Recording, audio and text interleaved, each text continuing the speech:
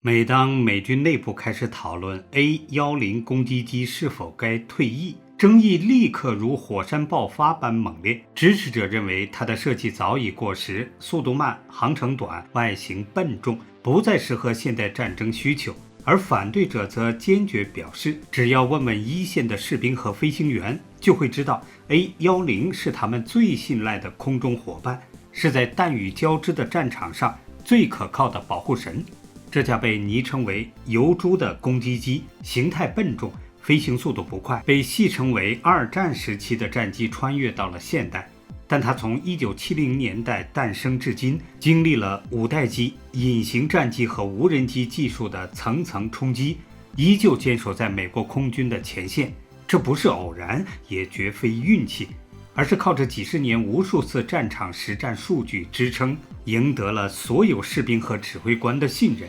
A-10是一位真正的空中守护神，是为地面部队贴身服务的忠诚伙伴，是极少数能真正与地面部队同步作战的飞行平台。那么 A-10凭什么能够在科技更迭飞速的时代屹立不倒？它到底做对了什么，让一架老旧的飞机依旧活跃在高科技战争中？答案必须追溯到50多年前那个战火纷飞的年代。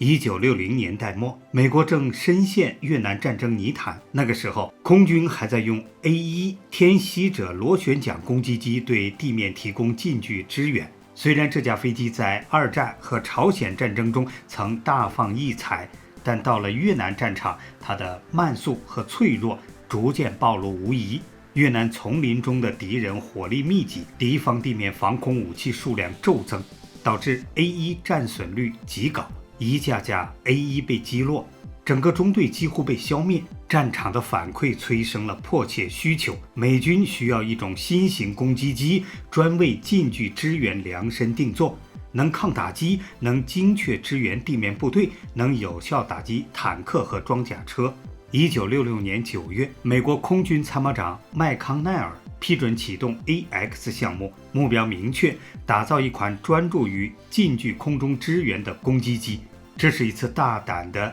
逆潮流设计，因为当时主流战机设计都追求速度和多用途能力，而 AX 项目要做的是专注低空抗打击和火力压制。到了1970年，项目组发布了详细技术指标，要求最高飞行速度不超过每小时740公里，大约是460节，航程必须达到460公里以上，挂载武器重量能达到7吨，起飞距离不超过1200米，同时保持成本控制在140万美元以内，换算到今天大概是1200万美元。这个慢而稳的设计目标非常反常，却精准对应战场真实需求。速度快没用，近距支援关键是能活着飞进去，打完还能飞出来，能够长时间低空滞留，为地面提供持续火力支援。这架飞机从诞生之初就不是要成为天空的猎鹰，而是要做一台空中的坦克，为地面部队撑起钢铁伞。最终获胜的是费尔柴尔德共和国公司。虽然如今这个名字不为大众所熟知，但它制造的 A-10却成为美国空军乃至全球最受欢迎的攻击机之一。A-10的设计堪称反向工程典范，它没有优雅的隐身线条，没有修长流畅的外形，机头甚至像一张猪脸，粗犷笨重，却正是这种设计成就了它的独特性格。A-10的核心设计哲学只有一句话：靠抗打，靠打回来赢。飞机不求速度高，却要抗得住子弹和炮火；不求隐身，却要有坚实的装甲；不求高机动，却要打完还能返航。设计师甚至打破传统，把整架飞机围绕其主武器那门震撼世界的 GAU-8 机炮设计。A-10配备2台 TF-34 GE-100A 型涡扇发动机，每台推力约4260公斤。这两台引擎被高高安装在机身尾部外侧，分隔开来，目的非常明确，远离机翼，避免地面弹片和小口径火力的直接打击。分开布局更是大大提升了飞机在战场受损后的生存能力。即使一台发动机损坏，另一台依旧能支撑飞行，助飞行员安全返航。燃油系统设计同样体现极致的抗打击能力。A10有4个主油箱，全部靠近机体中轴线，藏在防护舱内，避免外壳被击穿后油箱遭受损坏。更厉害的是自封式燃油管路设计，哪怕油箱被击穿，也能自动封堵漏油，最大限度减少火灾风险。若自封系统失效，指挥阀会断开损坏油箱，保证剩余燃料系统安全。就算最糟糕的情况，4个主油箱全部损坏， A10依然有2个独立应急油箱，能支持飞行额外370公里距离，这在实战中多次救过飞行员性命。驾驶舱被称为装甲浴缸，有 1.5英寸大概 3.8厘米厚的钛合金装甲包裹，能抵挡23毫米口径机关炮的直接射击，甚至可以抵御57毫米火箭弹弹片。这是为飞行员打造的移动堡垒，内衬多层尼龙防破片材料，配合防弹风挡和特制头盔，确保飞行员生命安全。60%以上的飞机自重来自坚固装甲，比很多轻型战机的整机结构还重。飞行控制采用双液压设计，即便一套系统失效，另一套依旧保持基本操控能力。更惊人的是 A10保持了纯机械飞控通道，哪怕液压全坏，飞行员依旧能用手控飞行返航，真实战例比比皆是。伊拉克战争中曾有 A10左翼几乎炸断，起落架瘫痪，液压全部失效，飞行员仍能维持近1个小时稳定飞行，最终安全着陆。这架飞机至今被空军当作不死战猪的传奇，甚至为了干扰敌人瞄准， A10机腹喷涂假座舱图案，迷惑敌人分辨机头方向。这就是 A10越打越硬，越挨越凶，你以为它要坠毁了，它偏偏还能飞回来。A10攻击机最让人印象深刻的，不是它笨重的机身，不是它顽强的生存能力，而是那门装在机头下方，足以震撼整个战场的 JAU-8A 复仇者7管加特林机关炮。这门枪绝不仅仅是普通的飞机机炮，而是专门为反坦克任务量身打造的地狱之枪。1960年代末，冷战高峰期，华沙条约组织的装甲部队数量庞大，特别是苏联的大批 T-54、T-55、T-62 以及后续的 T-72 坦克，成为北约面临的最大威胁。美国空军迫切需要一种能有效歼灭这些坦克群的空中武器。传统的火箭弹和炸弹虽能造成破坏，但对坦克重装甲的穿透力有限，而且命中率不高。近距支援需求迫切呼唤一种高射速、高穿透、高精准的火炮。JAU-8A 复仇者机炮应运而生。这是一门7管30毫米口径加特林炮，能在极短时间内发射高达每分钟3900发的弹药，实战常用射速约为每分钟2100发，足以在瞬间释放出密集弹幕，碾压一切装甲目标。JAU-8机炮全长约3.71米，重量接近280公斤，弹药携带约1350发，它射出的30毫米穿甲弹长达10厘米以上，采用钨合金穿甲芯，能穿透至少70毫米的复合装甲，轻松击毁老式及中型坦克的侧面装甲。这门炮每分钟射出的弹药量超过50公斤，相当于一次爆发性的火力倾泻，在战场上形成了无可匹敌的压制火力。因为这门机炮异常庞大和重型，整个飞机的设计必须围绕它来进行。机炮安装位置和供弹系统分布占用了飞机机头绝大部分空间。A10的机头因此特别宽大，看上去几乎像一张庞大的油猪脸。机炮向前伸出的炮管前端甚至比机身还要突出，成为 A10的显著标志。机炮的供弹系统采用独特的电动供电链条，保证了供电稳定性和射击连续性。不仅如此，为了维持飞行平衡和操控稳定，设计师精心调整了机体的重量分布和气动分布，使得即使在射击时，飞机仍能保持良好的操纵性能和飞行姿态。实战中 A10机组人员会利用低空飞行的优势，悄无声息地接近敌方坦克群，靠近后开启 GAU-8 机炮，以短促且密集的火力攻击，精准击穿坦克装甲弱点。此外， A10的多样武器挂载能力，搭配火箭弹、炸弹及导弹，形成炮火加炸药的立体攻击模式，对敌军装甲力量造成毁灭性打击。美国在海湾战争中 ，A10被誉为坦克杀手。仅沙漠风暴行动期间 ，A10就摧毁了近900辆伊拉克坦克装甲车和其他地面目标。机炮与战术完美结合，令敌军无处藏身。随着技术进步， A10不仅依靠复仇者机炮，也装备了激光制导炸弹和反坦克导弹，能实现锁定打击一体化。机炮依旧承担摧毁轻装甲和步兵阵地的任务，而对重装甲目标则搭配制导武器精准打击，提升战斗效能。这种机炮与导弹的组合极大丰富了 A10的战术打法，使其不仅能应对传统战场，还能适应复杂多变的现代冲突。A10之所以被视为空中地面支援的典范，不仅是因为它的武器强大，更在于它与地面部队的紧密协同与灵活战术应用。在实战中 ，A10通常配合前线观察员、地面指挥官及无人机侦察，实现空地一体化作战。这种协同让 A10能够精准锁定敌军目标，减少误伤，提高打击效率。低速低空飞行优势使 A10能在战场上持续盘旋，长时间为地面部队提供火力覆盖。这不仅保护了步兵和装甲部队，也有效压制敌军反击。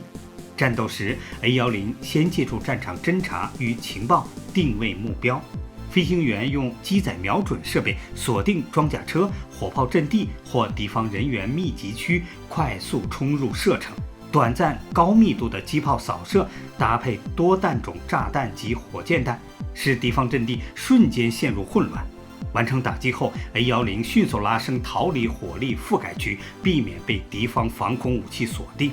当地面部队遭遇敌方反扑时 ，A10能立刻调整战术，转为防御性压制火力，支援地面防御阵地，利用高火力和机动优势，确保地面友军安全撤退或稳固阵地。1991年海湾战争 ，A10是联合军中近距空中支援的主力。伊拉克军队大量装甲集结，准备突破联军防线。A10凭借超强的火力和耐打性能，穿越敌方密集防空火力网，重创坦克和装甲车群。单次任务中，飞行员可以消灭数十辆坦克，极大削弱了伊军装甲打击能力。在这场被誉为现代空地战典范的战役中， A10累计摧毁近900辆装甲车，成为战场上无可替代的空中骑士。尽管 A10设计出自上世纪70年代，但其升级改造从未停歇。现代战争对近距空中支援提出了更高要求。A10通过以下几个方面不断焕发战斗力：航电系统升级，引入现代化雷达、红外跟踪与数据链，提升目标侦测与识别能力；武器系统现代化，兼容 GPS 制导炸弹、激光制导武器，扩大攻击精度和作战半径；自我防护增强，安装先进电子干扰与诱饵系统，提高对抗地面防空导弹的生存能力。这些升级使 A10在现代复杂电磁环境下依旧保持强大战斗力，成为美军近距空中支援不可替代的中坚力量。A10的实战表现和独特设计引发了国际社会和军事观察家的广泛关注，许多国家军队将 A10视为近距支援的标杆机型，分析其战斗价值和设计理念。俄罗斯等国则试图开发类似的攻击机和武装直升机，试图复制 A10的钢铁防护加强大火力组合，但迄今无论是武装直升机还是攻击机，在耐久性与火力密度上尚难超越 A10。有些国家也表达了对 A10生存能力的敬佩，尤其是它在多次战斗中遭受重创却仍能返航的传奇表现。A10作为一款持续服役超过半世纪的飞机，它背后的预算问题从未中断过讨论。每次谈到是否该退役，经济成本总是被摆在台面上。A10的原始单位成本只有约118万美元，这是1970年代标准，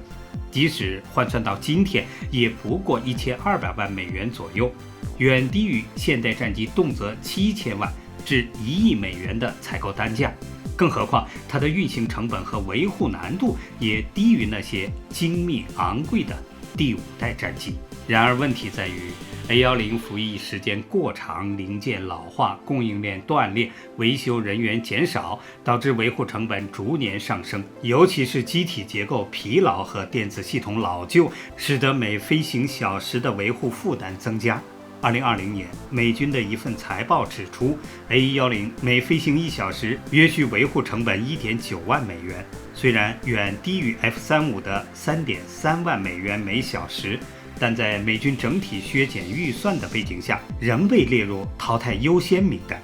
美国空军希望将未来预算集中在 F-35、B-21、NGAD 等新一代武器平台上，而 A10被视为拖后腿的老旧资产。然而，这种看法在国会并非全然占上风，因为 A10的战场表现实在太亮眼。F-35虽然高精尖，但在近距支援方面却处处掣肘，飞行速度过快，不适合低空慢速压制，机炮射速和射程都远逊于 GAU-8。加上 F-35的维护极其复杂，无法像 A10一样在前线简易跑道快速出动。结果是国会多次否决空军的退役申请，反而拨款推动中期升级和延寿计划。最新 A10C Block 升级计划总预算约46亿美元，将用于延长服役至2035年左右。这是个现实问题，一架老飞机能用多少预算才能继续留在战场上？但 A10却用实际战果打破了质疑。在过去几十年，它执行了超过20万次战斗任务，投掷了数十万吨弹药，保护了成千上万地面士兵的生命。以单位预算换取单位生存率的角度来看， A10可能是美军性价比最高的空中支援平台。退役它不仅是资金重新配置，更可能导致支援真空。而一旦在未来冲突中没有替代机型及时接棒，那损失的就不是金钱，而是真实的生命。因此，即使预算压力巨大， A10仍然被视为用旧也要用到底的典范。随着技术不断更新换代，战场逻辑也逐渐从接触战向远程精确打击演进。但即便如此，地面冲突、城市作战、游击战、反恐战仍是现代战争的重要形态。而这些战场恰恰需要像 A10这样的火力压制者。A10所代表的并不仅是硬件上的防护加火力，而是一整套思维体系，将空中力量作为地面作战的延伸，为前线士兵提供随时可达的空中救火队。在现代空军不断追求高空、高速、远距离打击时， A10的坚持显得格外珍贵。它提醒着战略家，战争的终点在地面，胜利的保障在于是否能持续可靠地支援地面战力。很多美国士兵在退役回忆录中写道：“我不知道 F-22长什么样，但我永远记得 A10掠过我头顶的那一刻。”A10与步兵之间的情感纽带不仅基于技术性能，更是一种生死之间的信任。每当空中传来哒哒哒哒哒哒熟悉的机炮的响声，士兵们知道友军在天上，死神被暂时挡在门外。A10不是冰冷的铁皮怪兽，而是士兵口中的飞来的救星。未来的空军可能再也不会造出第二架为炮而生的战机，也可能不会再允许飞机这样近距离贴地压阵，但A10所留下的精神会继续影响未来的作战思想。战场不是试验场，能打胜仗的才是好飞机。精准支援与生存能力优先于飞行参数。士兵不是被动等待空中力量，而是与 A10一同构成打击生态。这也是为何即使退役提案不断， A10仍始终未能离开战场。它不是不能退，而是不能舍。在全球局势不稳，中东仍有冲突，亚太潜藏火药味的当下，美国军方深知，或许某天战场会再次需要那种低空铁血扫荡的力量，而在这之前 A10还会飞。